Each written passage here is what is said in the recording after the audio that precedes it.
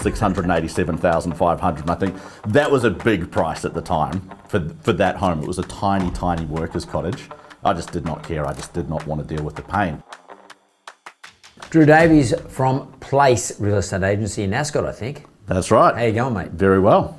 Very well. So, can you just share with me your first acquisition, your first foray into the property market? Yeah, I can, because I remember it very, very clearly. I had a heavily pregnant wife, and selling real estate, it takes a lot of my time. So there was so many requests from my wife, Bri, you know, come through this home, and I never saw any of them.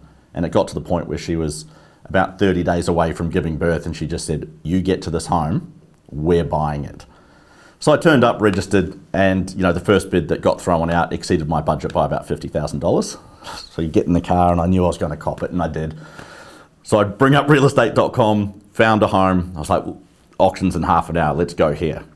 Got there late. I literally walked through the backyard, under the house. It was a Queenslander that had been raised but hadn't been built in under. Walked through the house into the backyard. He gave me my ticket, and I just stood in the backyard with my hand up until I bought it. $687,500. And I think that was a big price at the time for that home. It was a tiny, tiny workers' cottage. I just did not care. I just did not want to deal with the pain.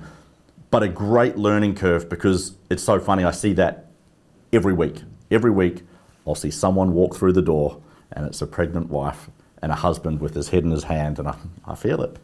And did you do well out of it?